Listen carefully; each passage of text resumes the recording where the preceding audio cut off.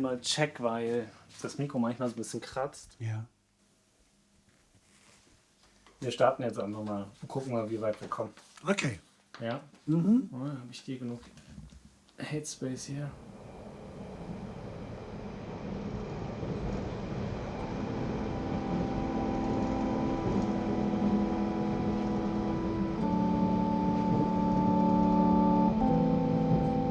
Ja, damals in London aufzuwachsen, das war wirklich eine Wechselbad der Gefühle. Da ist immer noch die ziemlich konservative Gesellschaft gehabt, die ihren Prinzipien gehabt hat und froh waren, dass der Zweite Weltkrieg vorbei war. Und für uns als Jugendliche damals, alles was kam, wo wir unsere eigene Sache machen konnten oder aus der Gesellschaft herausbrechen konnten, haben wir natürlich angenommen. Ich dürfte zum Beispiel zu Hause Jeans dürfte ich überhaupt nicht tragen. Das war absolut No-Go. So, ich bin manchmal aus dem Haus im Anzug rausgekommen, habe mich irgendwie im Bandwagen damals dann umgezogen, habe dann eine heiße Nacht in Soho spielend verbracht und habe mich dann wieder umgezogen und nach Hause gefahren. Aber es war eine aufregende Zeit, es war Aufbruch, die ganze Gesellschaft war im Aufbruch.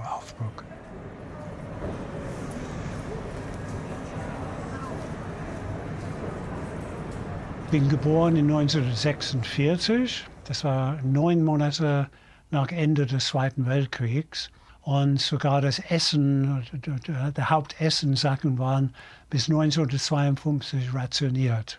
Geheizt wurde höchstens mit Kohlenbriketts oder Holz. Holz mussten wir teilweise suchen zum Brennen. Als ich ungefähr 7 oder 8 Jahre alt war, haben meine Adoptiveltern gemerkt, dass ich sehr musikinteressiert bin. Und da kam meine Mutter mal auf die Idee, vielleicht, wenn ich musikalisch bin, weil angeblich war mein richtiger Vater ein Musiker, der hat seine eigene Band gehabt. Und sie hat sich daran erinnert und hat gedacht, ja, vielleicht muss er die Musik lernen. Aber dann natürlich nicht irgendwas wie Rock'n'Roll. Rock'n'Roll gab es damals nicht. Noch nicht. Das war den klassischen Klavier. Und da habe ich mir 8 Jahre angefangen und habe das dann jahrelang mich damit rumgequält auf dem Klavier. Und dann wollte ich ungefähr nach 3,5 Jahren wollte ich aufhören. Und meine Eltern haben gemeint, ja, die müssen irgendwas machen oder mir ködern, dass ich weitermache. Und die wussten, dass ich irgendwie auf Rock'n'Roll und neue Musik stehe. So, die haben mir ermöglicht, dass ich eine akustische Gitarre für 5 Pfund kriegen konnte.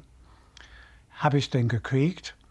Aber dann habe ich eigentlich aufgehört mit dem Klavierunterricht. Ich bin einfach nicht mehr hingegangen, haben meine Eltern es aber nicht gesagt. Und in dieser Stunde, wo ich Klavierunterricht kriegen sollte, habe ich mich mit anderen Musikern getroffen und wir haben Rock'n'Roll eingeübt. Dann habe ich mir eine Tonabnehmer gekauft für 1,50 Pfund, habe das selbst auf der Gitarre geschraubt und in die allererste Gruppe, wo ich mitgespielt habe, da war eine Gitarrenverstärker. Es hat aber 4 Eingänge gehabt.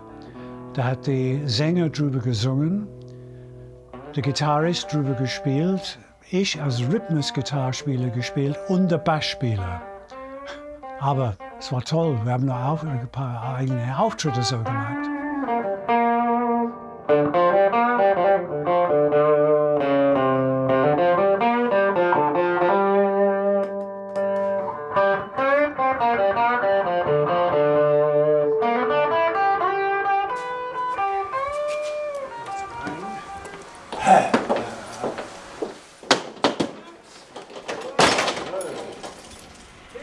Wo bist du?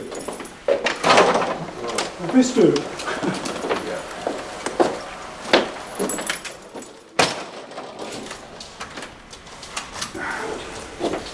So.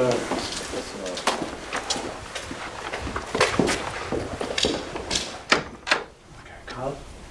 Und Licht? Ja. Oh, ich habe die Sonnenbrille auf, ich kann nichts sehen. Du lieber Gott. Oh. Oh. Ah, okay. So. Oh, es ist schon cool hier drin. Ja.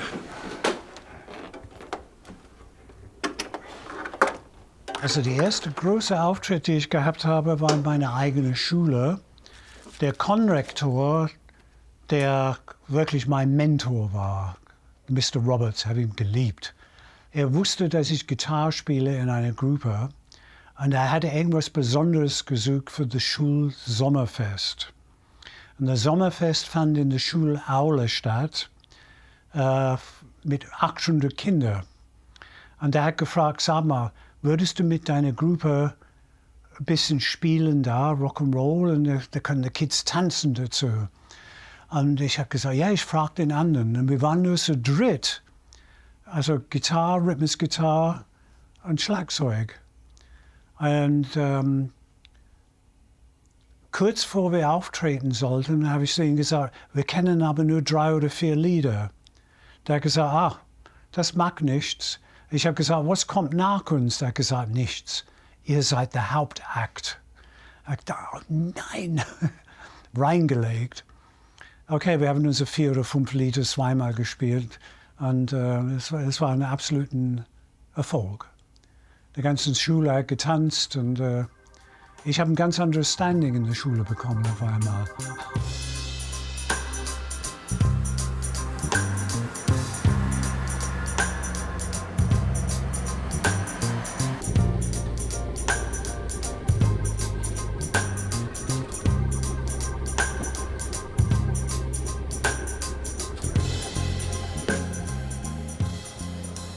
Carl's has got 3 pickups, and that's £2,800. Ah, 56 straps, 19,500. That's cheap. Yeah. Well, my story with Selma Music, which used to be here, when I was very young, I would get my bike out and cycle 12 kilometers into the town here and look through the shop window with starry eyes, wishing for a Gibson 335, which I thought I would never have in my life. And it was, Selma's was the first music shop in London to have them. Selma's in those days was probably the biggest music shop in the West End in London. It was also a meeting point for many famous musicians. You could sometimes on a Saturday morning or a Saturday afternoon, you might see an Eric Clapton here trying out Stradicators or Gibsons.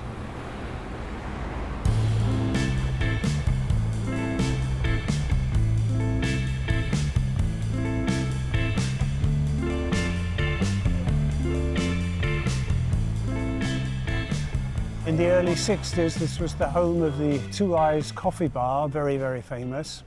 And it's more or less the birthplace of rock and roll in England. Lots of the early stars played here. And I also played here with an amateur band twice a week as well. It was a very, very small cellar club. There's only room for about 60 people, and it was like sardines in a tin. But it was good, it was a rocking scene. And the area around here looked a little bit smarter in those days, a little bit run down now. Yeah, one evening I was playing here. I used to come here directly from my apprenticeship at the Midland Bank in Holborn, still dressed in tie and suit. And one evening I'm playing and I'm thinking, smells a bit funny here, what's somebody smoking? Looked around and my amplifier was on fire. So the whole place got evacuated and the amplifier went up in flames.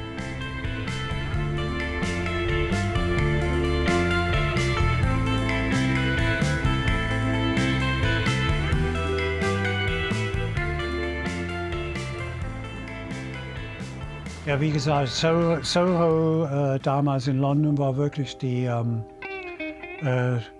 Mittelpunkt für das ganze Kriminelle, der ganzen Gangster. Und wenn du Musiker warst, egal wie alt oder jung, da würdest du immer von diesen ganzen Leuten, schlechten Leuten, trotzdem eher sehr respektiert. Die waren alle sehr nett, alles zuvorkommend. Ich glaube, ich habe mit 14 meine erste Mitgliedskarte für ein Striplokal bekommen, umsonst. Es hieß The Carnival Club. Soho war aber auch das Zentrum von Aufnahmestudios und Filmstudios und Filmbearbeitungsstudios. So, da waren sehr viele Künstler unterwegs.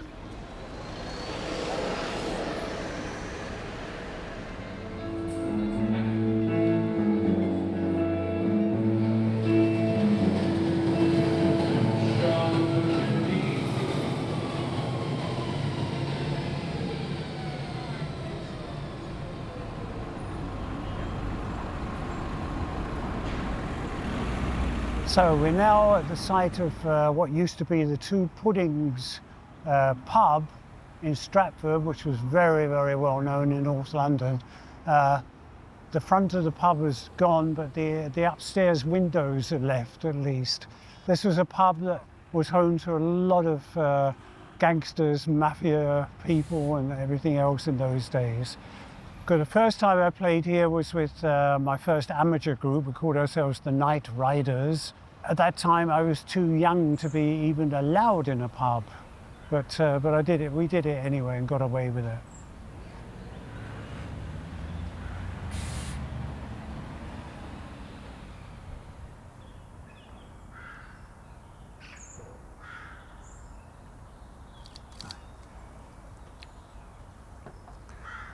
Früher, wenn irgendjemand so Klick, Klick, Klick gemacht hätte, haben wir gesagt, verschwende den Film nicht. Andere Welt, ne? Ja. Das ist, oh Gott. Ja. Ich weiß nicht, warum das abgeschnitten wurde. Hat nicht reingepasst, ne? Irgendwo. Ich meine, sonderlich groß ist das Foto nicht, ne? Nee. Ah, The Night Riders steht auch drauf. Ja, genau. Wo bist du denn? Hier ganz rechts? Nee, doch. Wenn ich das wusste. Ich glaube, du bist ganz rechts, ne? Die Lupe. Ich bin rechts hinten. Ja. Und war das Auto auch mit dem... Ja. Genau den. Kannst du dir vorstellen, wie das angekommen ist. Wir haben für damalige Zeit für eine Band eigentlich sehr, sehr viele Anlage gehabt. Und wir haben nach einer passenden Wagen gesucht. Und tatsächlich, da war einer, es war eine 1952er amerikanischer Oldsmobile, ein Riesenapparat. Aber dieser amerikanische Wagen hatte einen Nachteil gehabt, haben wir irgendwann mal festgestellt, dass irgendwo in der riesigen Benzintank war ein Loch. So wir haben gedacht, was machen wir denn da? So wir haben eine 5 Liter oder 5 Gallon, 20 Liter Kanister aus Plastik genommen, haben es dann in den Kofferraum reingetan. Dann haben wir eine Plastiktube genommen. Das ging dann von dieser 20 Liter Kanister über die Innenüberdachung. Der Wagen hat 2 Fenster gehabt vorne mit einer Teilung in der Mitte. Da ging die Tube runter. Und dann haben wir den großen Spaß dran gehabt, in Tankstellen in London reinzufahren und haben dann 5 Liter Wasser eingefüllt. Einer von uns ist dann zu der Maschine reingegangen, hat so 5 Aspirine geholt und hat sie in den Benzintank geworfen. Und die Tankwerte sind fast ausgeflippt. Einer hat sich auch noch ganz schnell umgedreht und in seine Kabine eingeschlossen. Der hat gedacht, wir sind alle wahnsinnig. Und dann sind wir einfach losgefahren, weil der Benzin kam von der 20 Liter Kanistertank und nicht von der Benzintank. Also da haben wir Spaß gehabt. Ja. Also das war jeden Abend, wenn wir unterwegs waren, haben wir das mindestens bei irgendeiner Tankstelle abgezogen. Ne.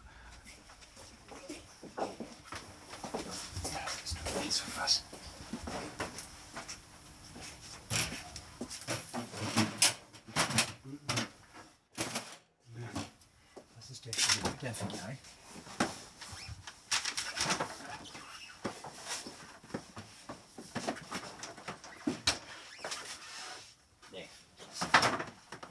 Carl, das guckt es nicht. Nee, kann doch nicht sein. Ja?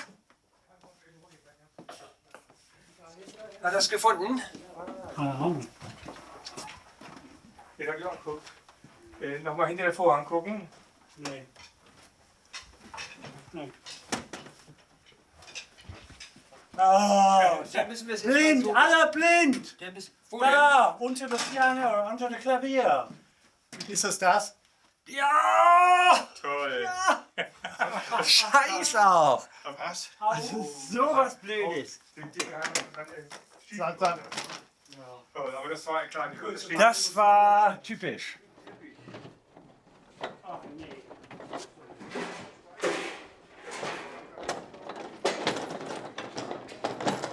Drei Boxen. Die 3, ne? Ja. Ja. Jetzt besser mit dir. Kleinen Koffer. Ja, nur nicht die schwer. Wir müssen nicht, dass wir nicht viel. Also erstmal nur leichte. Also Boxen und dann Schlagzeugteile erstmal. Deine Box auch, Pete. Ja, das kommt noch Box. Ja, okay.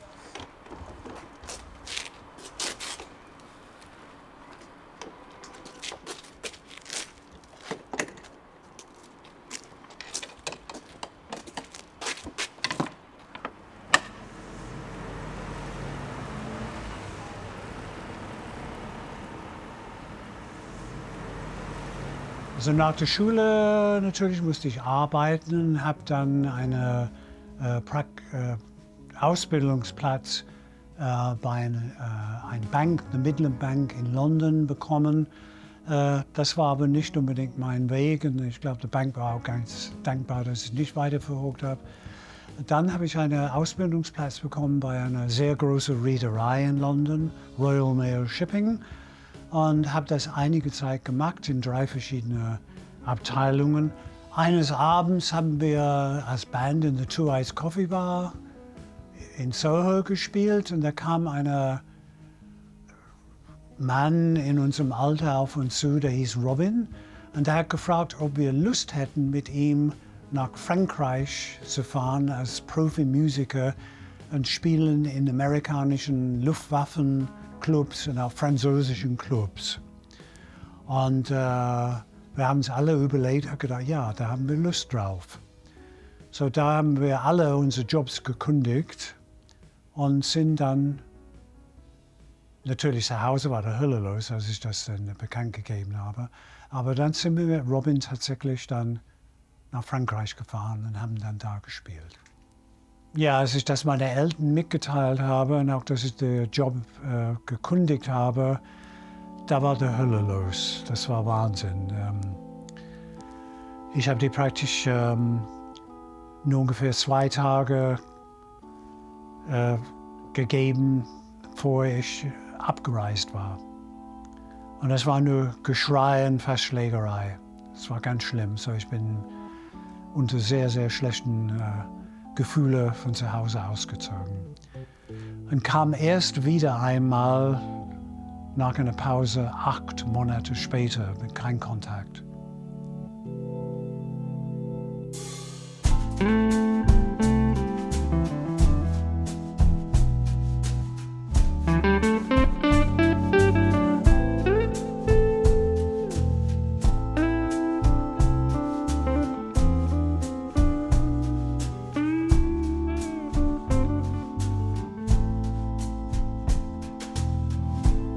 Stranded somewhere between here and there, caught my breath from empty air, wide-eyed glimpses through eternal dust, rotten dreams turned into rust, thoughts were wandering, nowhere bound, fantasies drained into the ground. Planes got shipwrecked on the reef. Prayers based on disbelief.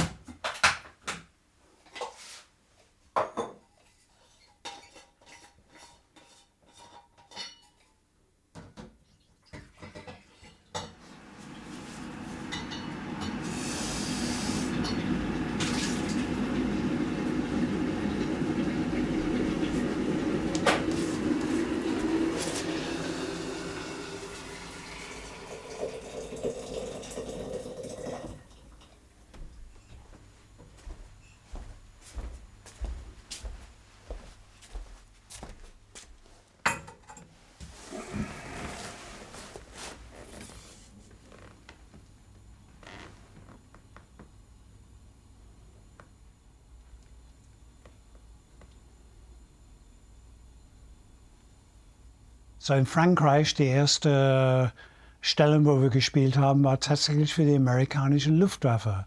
Und das waren ganz tolle Clubs. Da sind wir in Berührung gekommen mit amerikanisches Fast Food, haben jeden Abend Hamburgers, Cheeseburgers, Bourbon und sonst noch was getrunken. Und einige französische Clubs haben wir auch gespielt, war natürlich ganz anders, ganz altmodisch, aber der ganze Besitzer von diesen ganzen Bars und Veranstaltungen waren dankbar, dass so eine englische Rock'n'Roll-Gruppe da gespielt haben. Ne? Und der war in der Stadt Verdun, haben wir gespielt in einem Club, es hieß The Red Dog. Und da kam einer auf mich zu abends und hat gefragt, ob ich seine Gitarre für ihn spielen würde. Er hat das Ding seit 5 Jahren, sein Vater hat es für ihn gekauft und er hat nie gelernt, Gitarre zu spielen. So der brachte das Ding vorbei am nächsten Tag und er hat den Koffer aufgemacht und es war der Gibson 335er, die ich bei Selmer in London gesehen habe in das Schaufenster. Und ich habe das Ding in der Hand genommen, habe es dann 1, 2 Abende gespielt und dann hat er es wieder mitgenommen. Und ich habe mich total verliebt in diese Gitarre. 2 Monate später, in dem gleichen Club, kam er nochmal vorbei und hat gefragt, ob ich die Gitarre verkaufen will. Der braucht Geld. Und ich habe gesagt zu ihm, ich gebe ihm alle Geld, den ich habe. Das war $120. Plus meine Höfner Gitarre. Und er hat gesagt, ja, okay. Und da habe ich die Gibson gekriegt.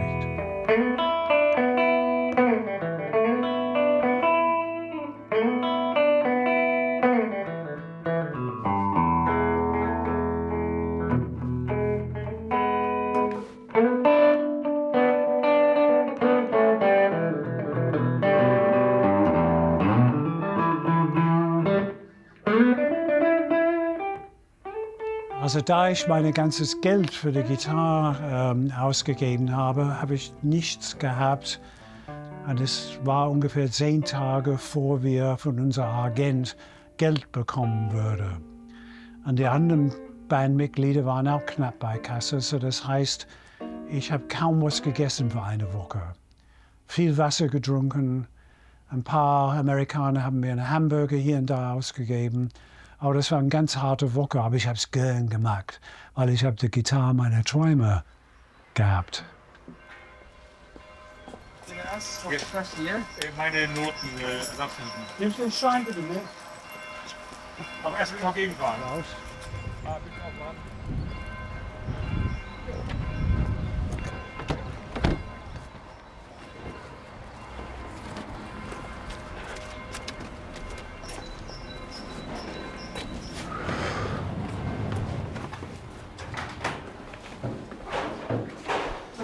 Bisschen weniger. Bisschen weniger, ja.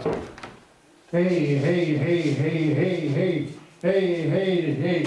Hey, hey, hey, hey. Ich glaube, so ist gut. Gut, ja, ich kriege wenigstens eine vernünftige Antwort, wenn ich mit mir selbst rede. Ja? Hast du schon mal festgestellt, dass du dir nicht zuhörst, wenn du mit dir redest? Ja. Vorsicht, sorry.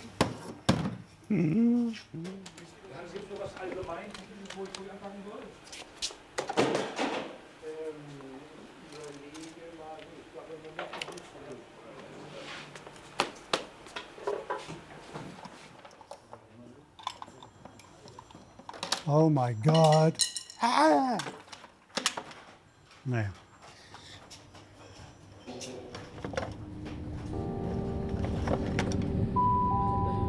The next station is Wanstead Park.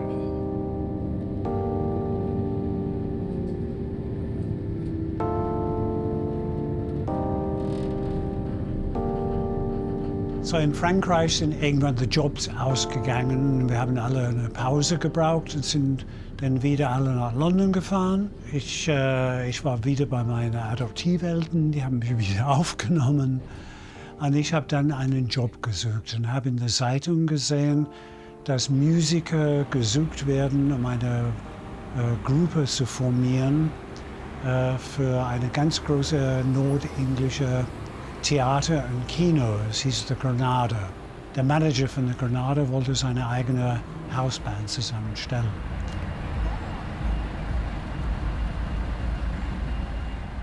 So in those days, the building looked a lot different to nowadays. Nowadays, it's quite run down. It's still the same building. It still looks the same, but it had really beautiful Art Deco decoration outside. And the name of the now Disco Mirth was not there. There was a big sign saying Granada Theatre. It had a capacity of 2,700 people. It was huge. I think in the upper circle, it was alone it was 1,500. I got a job there when I came back from the continent, and because I was working there, I got to see all the rock and roll shows for free. And there were lots of many well-known artists like Roy Orbison, even English ones like Adam Faith, Cliff Richard, the Rolling Stones, and even 2 concerts with the Beatles.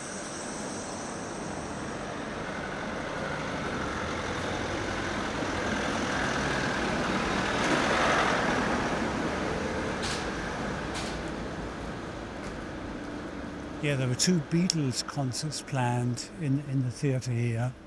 And the big question was, we all sat around the table and said, how are we going to get them in? Because out on the road here, there were 600 to 800 fans all waiting for them to come in. So we put them in a television repair van without windows and had it drive down here. And then they all got out, and we had a ladder for this side of the wall. So they went up the ladder, me too, and then we put there was another ladder on the other side where you could go down. And suddenly, all the fans got wind of it, and they all started running down the road here. So we pulled up the ladder so that they couldn't get over the wall, and started running towards the sliding doors here. And my leg got in Paul McCartney's leg's way, and I ended up flat in my face. And there was all these fans behind him, and he stopped dead, picked me up and said, "Are you all right, mate?" It was really funny, and I just turned around to him and said, "Run!" We all managed to just get in the door just in time and close the door, yeah.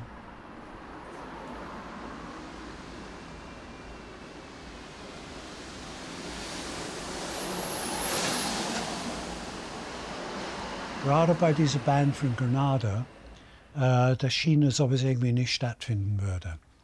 Und einer, der dabei war ein Saxophonspieler, der hieß Rodge. Und eine Bekannte von ihm war ein schwarzer Sänger, Andy Nevison, den er in Deutschland kennengelernt hat. Die waren beide in der englischen Armee.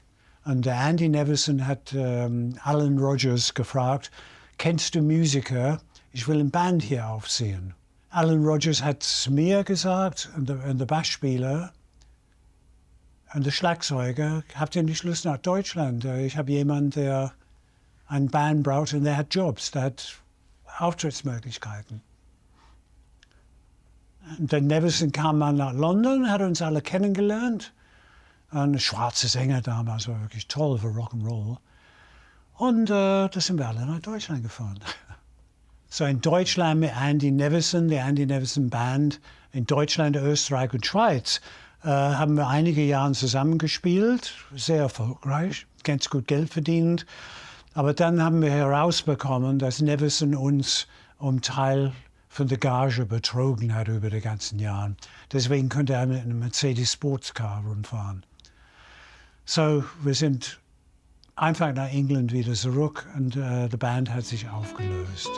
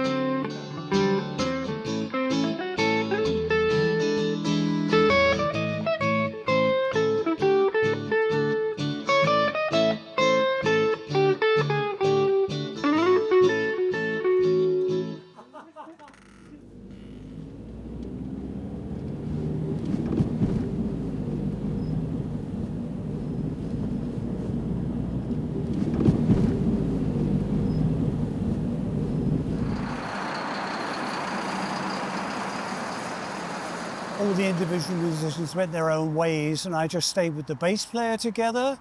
And we got a drummer. We needed a day job while we practiced before we could go back to France or Germany. So I got a job here as a petrol pump attendant. And then I got the bass player a job as a petrol pump attendant, so there were two of us together. And at the same time, there was over here, there was a BMW car showroom. And the car salesman found out that we needed somewhere to practice in the evenings. So they were really good. They drove all the BMW cars out, cleared the place, and then we could put our equipment in there. And because the petrol station here is so away from housing, we could play there till 1 o'clock or 2 o'clock in the morning. The next morning at 7, they drive all the cars back in again. One day, somebody drove in here with a van, jumped out of the driver's seat and said, "My van is on fire." And there were flames coming out of the engine, which was between the two front seats. And he parked it next to a petrol pump and ran. So I jumped into it and drove it off down here somewhere, and it went up whoomph in flames. You know, one of those times where, thank God, I'm here. I'm still here.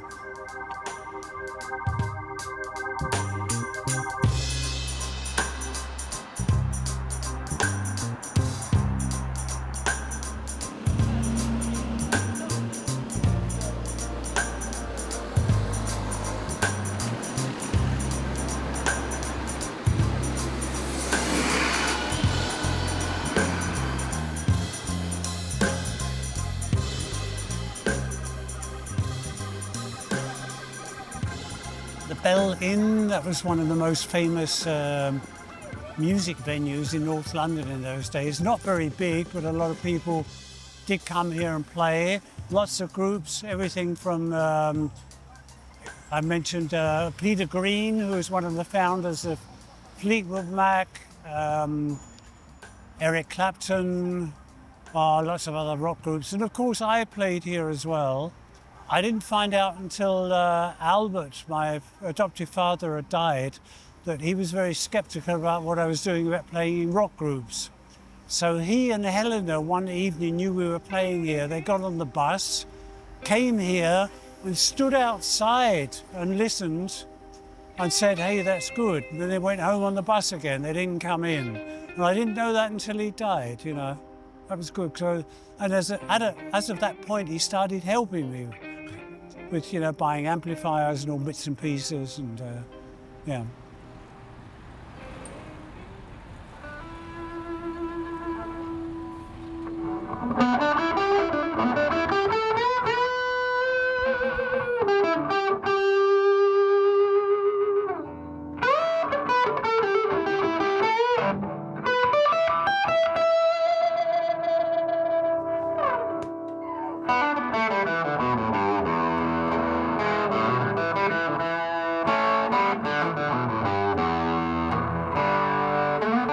Erst nach ungefähr 6,5, fast 7 Jahre war ich einmal in Frankfurt und habe gespielt.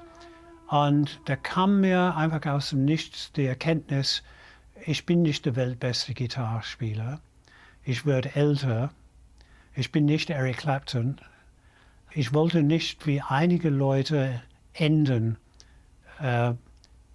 irgendwie auf Fern spielend mit Tanzmusik oder irgendwas. Und irgendwann kurz entschlossen bin ich nach London wieder zurück, habe meine Verstärker verkauft, Gitarre behalten natürlich. Und nach kürzester Zeit habe ich dann einen Job bei Orange Music bekommen, als Verkaufsaushilfe. Und nach 3/4 Jahr war ich Exportmanager.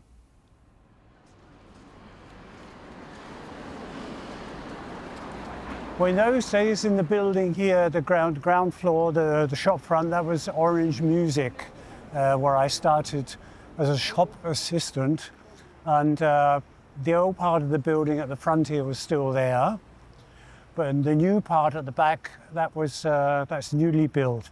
The road's closed now, but in those days you could drive through. Ja, als ich aufgehört habe mit Musik und habe dann angefangen, glücklicherweise bei Orange, war meine Gitarre, meine eigene Spiele bisschen in die Ecke abgestellt. Ich habe da gearbeitet in die gebrauchte Gitarren- und Verstärkerabteilung und war natürlich sehr in Kontakt mit sehr vielen Musikern und habe auch noch natürlich in den Geschäften Gitarre gespielt, Gitarren vorgeführt, aber keine Band mehr, also keine Band mit Auftritten mehr. Das war dann vorbei.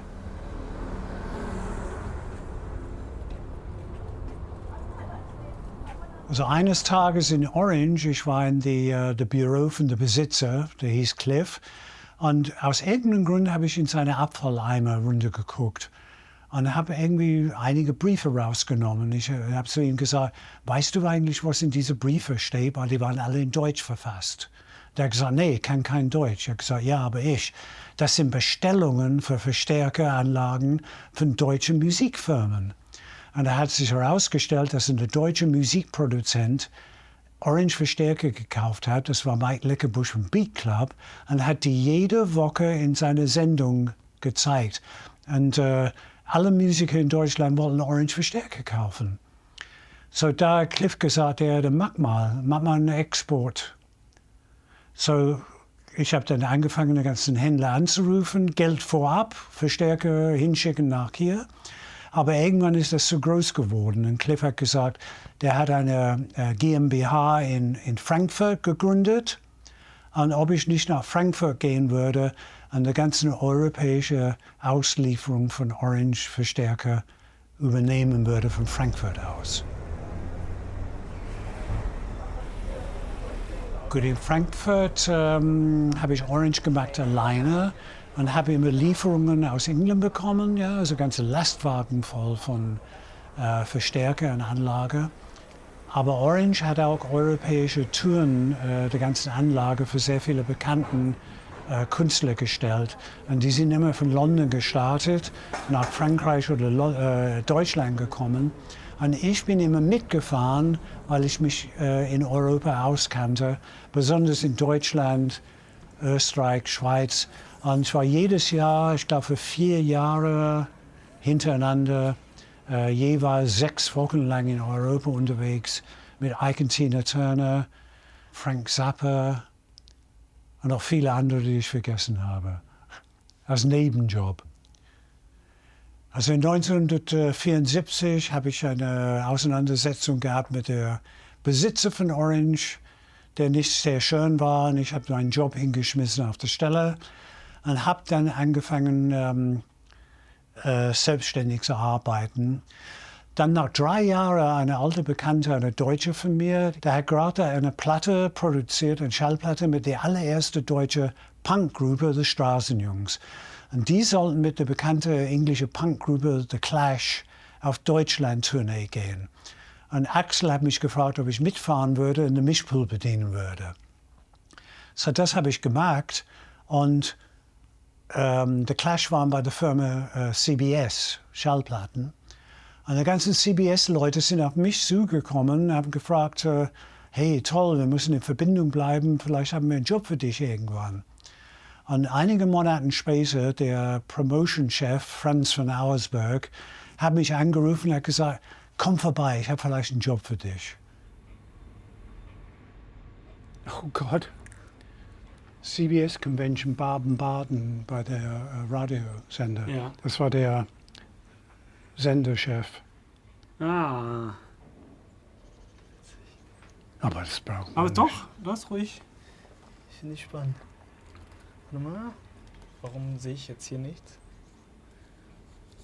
Gib mir noch eine Sekunde. Was war das hier nochmal? Das war, wo war das? Das war internationaler Produktmanager. Mhm. Das ist der Marketingchef, Heinz Sannibal. Der hat später seine eigene Plattenfirma gegründet, Annette Louisiane. und viele andere deutsche Künstler. Ne? Das bin ich. Hubert Wanjo, er hat dann danach, kennst du die Pop Academy? Ja, ach, Hat er gegründet. Ach was. Ne? Und Manfred, der ist nach Rottgau in der Nähe von Frankfurt gezogen und hat eine Tabakwarengeschäft. Spannend, ne? Wie unterschiedlich denn die Ja. Biografien so sind. Ne? Ja, genau. Und du warst zu der Zeit bei CBS, oder? Ja, als Produktmanager. Das ist mit englische Rock'n'Roll-Sänger, Shakin' Stevens. Ja. Ja, genau. Ach, erzähl nochmal, da war doch hattest du nicht mehr erzählt, diese eine Geschichte, wo er irgendwie in Belgien aufgetreten ist? Ja, genau, im belgischen Fernsehen. Ja. Und da ist unsere Fernsehpromotion-Frau Christa hingefahren. Und er kommt vom Flugzeug runter und sagt, "Where is Peter?" Und es war gar nicht vorgesehen, weil es war belgisch. Ne? Ja. Und dann hat sie gesagt, ganz schnell, der kommt später, sein Flug ist delayed. Ne? Okay, krass. So, es ruft mich an, ich glaube, es war Sonntagnachmittag. Du musst kommen! Sonst ist der sauer, ja. Das war klar, dass du kommen musstest, oder wie? So war, Ja, einfach zusammengepackt, Ja. zum Flughafen gefahren, erste Flugzeug gestiegen. Da war ich erst eine Woche bei CBS in Frankfurt, CBS Schallplatten. Und da lernt man, ich in die Ecke hier, da lernt man gleich den Carlos Santana kennenlernen mit seiner Frau. Goldene Schallplattenüberreichung für Sade. Und ich bin hier geistesabwägend in die Ecke. Und da bin ich bei CBS in London, das war eine Convention-Dinner. Und da bin ich mit Bonnie Tyler, mit dem ich ziemlich befreundet war früher. Ja, da sahen wir beide jünger aus. So, mein damaliger Chef, Franz von Auersberg, wollte, dass ich weiß, genau wie die Plattenfirma funktioniert. Da hat er mich in das Produktmanagement, in die Marketingabteilung geschickt. Und da bin ich geblieben. Da wurde ich Produktmanager für Columbia. Und dann habe ich einen kurzen Abstecher nach Hamburg gemacht, für Regionalpromotion gemacht, Fernseh, Presse und Radio für Teldec-Schallplatten. Dann bin ich wieder zurückgekehrt zu CBS als Senior Product Manager für das Columbia Label. Und nach einiger Zeit bin ich Artist und Repertoire Director für Deutschland geworden. Und habe dann das Angebot bekommen, dass ich diesen Job ausführe oder machen dürfte in New York für weltweit, 2 Jahre hintereinander, aber die Familie insgesamt hat sich dagegen entschieden. Natürlich in dieser Position in CBS, da lernt man sehr, sehr viele Künstler kennenlernen und man muss mit denen alle auf Augenhöhe umgehen. Und das waren Künstler wie Michael Jackson, Carlos Santana, Neil Diamond, Bruce Springsteen, und von England Sade, Bonnie Tyler und solche großen Namen.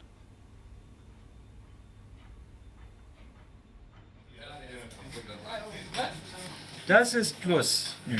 Da. Aber wo ist das Plus? Ich kann Herzenergie. Ich kann nicht lesen, warum das so ein Plus ist. Hat aber die Zunge ran. Ja. Ich kann es wirklich nicht lesen. Lars, guck doch mal, wo ist Minus und wo ist Plus? Bei dem Ding. Ja, das da ist mein Minus. Also der Nutzige, der kommt über, wo kein Fehler ist. Das funktioniert. Sehr schön. Jetzt muss ich das nur noch hier reinkriegen irgendwie. Oh, set the bishop to the actress. Ja, so ist es sehr gut. Also ich kam zum eigenen Musik zurück, eigene Musik zu spielen, durch eine Lehre an der Waldorfschule, wo meine Kinder waren. Und dann habe ich ein Angebot später Zeit bekommen von eine Oldie-Band, Midlife Special, war gerade neu im Entstehen, ob ich dann als Lead-Gitarrist einsteigen wollte. Ich wollte nie in einer Coverband spielen, da habe ich ja gedacht, ich versuch's mal. Und das mache ich seit 18 Jahren jetzt. Ja, Midlife Special hat sich toll entwickelt bei der neuen Bandgründung. Und durch den Sänger Willis haben wir unheimlich viele tolle Auftritte gehabt. Einen recht schönen guten Abend, meine Damen und Herren. Wir begrüßen Sie und ich begrüße Sie im Namen der Altherrenriege Midlife Special.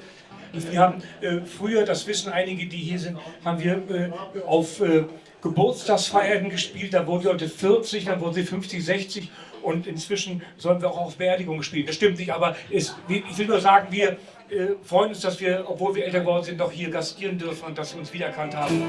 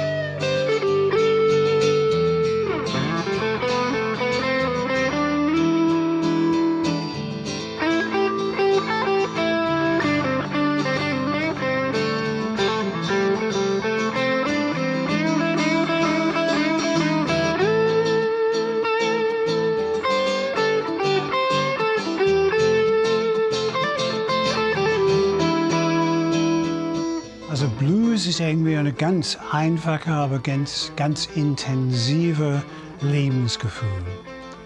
Es ist eine Musik, die nicht kompliziert ist.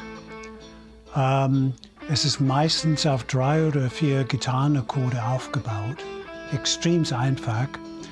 Aber es gibt diejenigen, die es spielen, die größtmöglichen Improvisationsbasis. Da kann man losdudeln, wie man will. Und das ist ein richtig gutes Lebensgefühl. Da kann man in der ganzen Gedudel, die wir als Blues-Solo spielen, alles, was in einem drin ist, Freude oder Frust, alles kommt raus. Und auch die Freude, dass wir mit anderen den gleichen Crack machen. Was Musik für mich in allen Schattierungen bedeutet, und zwar in den Wörtern von einem ganz großen englischen Musiker, der auch Tina Turner produziert hat, und zwar John Miles, ein alter Bekannter von mir. Der hat auf Englisch gesagt, "Music was my first love and it will be my last."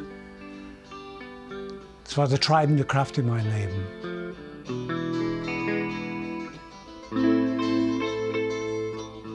Ja, natürlich als Rentner ist es natürlich für mich ein Riesenvorteil, dass ich spielen kann mit 2 verschiedenen Bands. Alle Musiker in unseren Bands sind unheimlich nette, tolle Leute. Das ist eine richtige gute Freundschaft. Wir halten alle zusammen und spielen sehr gut miteinander. Das ist für mich ein unheimliches Geschenk, weil ansonsten bin ich nur noch vielleicht Hausmann und koche manchmal und repariere Sachen. Und die ganze Musik hält mich total im Kopf fit, total fit. Es ist immer was Neues, neue Stücke ausarbeiten, üben zusammen, Auftritte. Es ist wirklich das wieder mal wie früher, als ich Teen war, wieder mal der Inhalt des Lebens geworden. Es gibt eine große Zufriedenheit.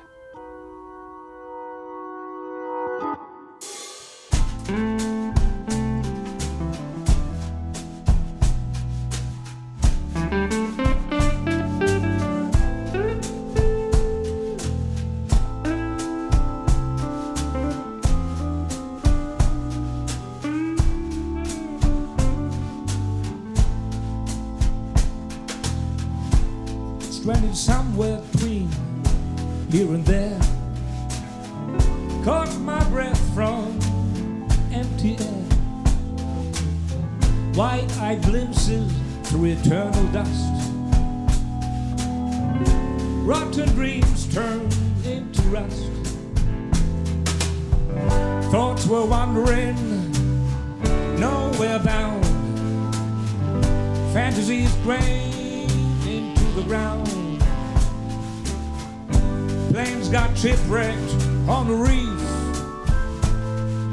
Prayers based on disbelief.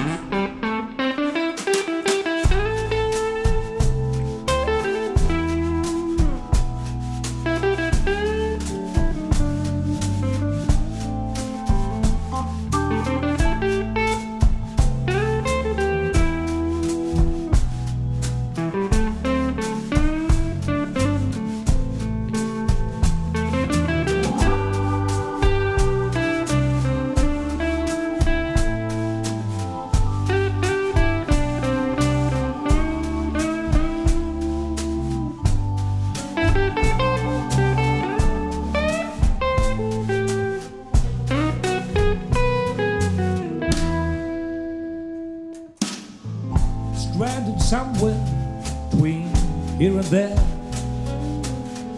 Caught my breath from empty air. Wide-eyed glimpses through eternal dust. Rotten dreams turned into rust. Thoughts were wandering, nowhere bound. Fantasies drained into the ground. Planes get shipwrecked on the reef. Prayers based on